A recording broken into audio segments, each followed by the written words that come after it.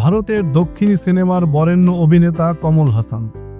তাকে নিয়ে গুণী পরিচালক মানিরত্নম নির্মাণ করছেন থাগ লাইফ। সিনেমাটিতে 28 বছরের ছোট তৃষা কৃষ্ণানের সঙ্গে অভিনয় করছেন এই অভিনেতা, যেখানে এই জুটি রোমান্টিক দৃশ্যে অভিনয় করে। 17 মে মুক্তি পেয়েছে থাগ লাইফ সিনেমার ট্রেইলার।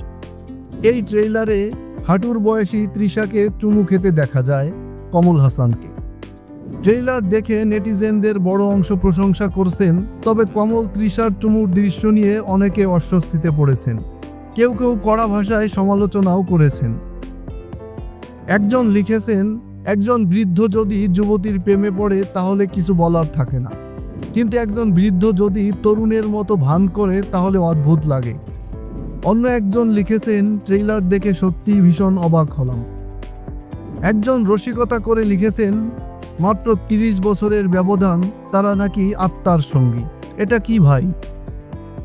আরেকজন কমল হাসানের কন্যা শ্রুতির বয়স টেনে লেখেন, তৃষা শ্রুতির চেয়ে মাত্র 3 বছরের বড়, হাঁটুর বয়সী একটা মেয়ের সঙ্গে এই দৃশ্যে অভিনয় করা কিভাবে সম্ভব?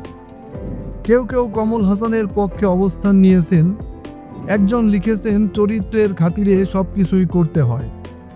গল্পে স্পষ্টভাবে দেখানো হয়েছে একজন বয়স্ক গ্যাংস্টার একজন কম বয়সী নারীর প্রেমে পড়েছেন, যার ফলে খুব স্বাভাবিকভাবেই এই দৃশ্যটি যথাযথ।